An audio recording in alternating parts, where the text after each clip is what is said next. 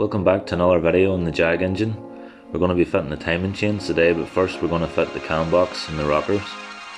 So I'm just showing you the wee clips there where these rockers go onto. So just slide on top of those clips in, and then the wee rollers just sit there, ready for the camshaft lobes. So I have the cam box set on. Now to set it on, I have the camshaft sitting slightly to the right. You can see the arrows at the top there, that wee pinpoint there is sitting slightly off, and that's just basically to allow the camshaft to sit flat. That means it's easier for the actual cam box to sit on without the pressure of the cam lobes on the lifters. So now that I have it set on and the screws or the bolts in slightly, I'm now lining it back up with the timing tool.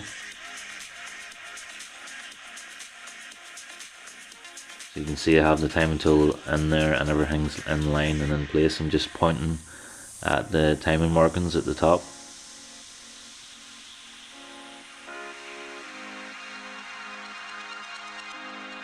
So now I'm going around these bolts for the cam box and I'm tightening them all down, torquing them all up.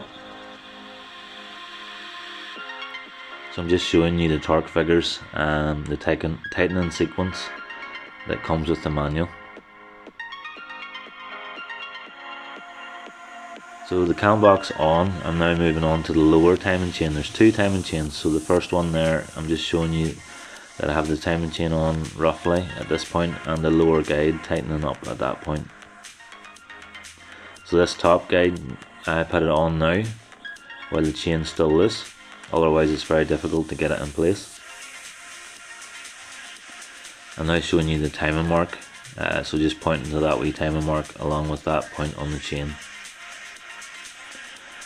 Now moving on to the second timing mark, it's actually on the guide itself, so just narrowing in on that arrow in the guide.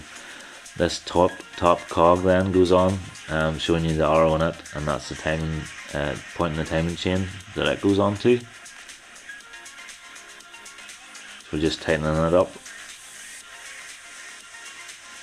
Next we're putting on the guide, and that's just the wee bolt that goes in for the guide.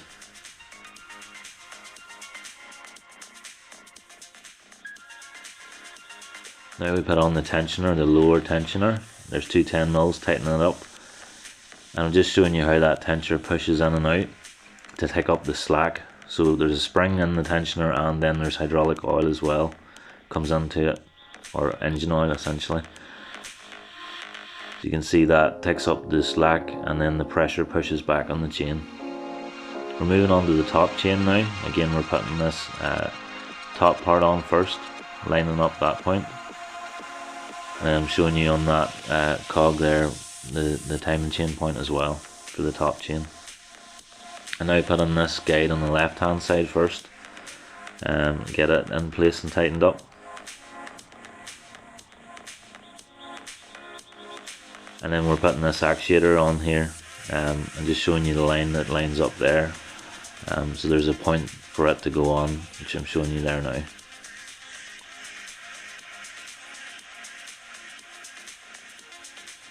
So we have the chain on at this point, at the top. With our locking tool in, we have it on at that point as well.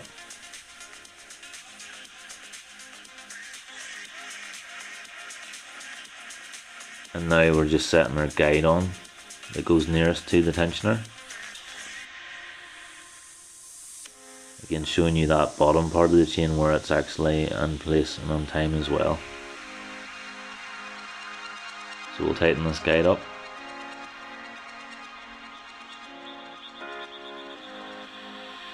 And then we're putting on this metal bolt for this actuator. So it's actually controlled by a solenoid that presses that in, and that controls the amount of oil flow through that, which then varies the timing. So we're now putting on the tensioner for this top chain, screwing it in and torquing it up. I'm now showing you, we're back down at the lower tensioner, but this is just showing you basically how this tensioner works. It's the same at the top. So whenever the chain is pushed back, or the tensioner is pushed back, it can only go as far as the spring will let it. But as the chain wears, it will actually push out towards the chain further and go past the spring. but it will not return past the point that it goes, and that's how it takes up play in the chain over time.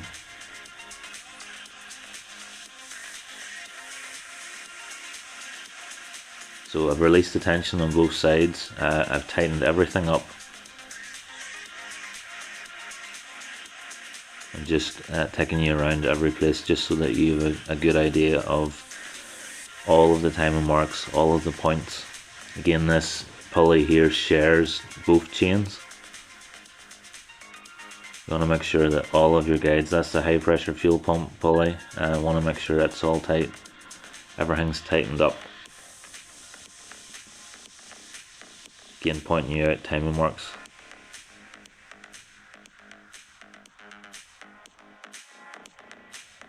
So that's pretty much it. I'm just showing you the crank tool for locking the crankshaft.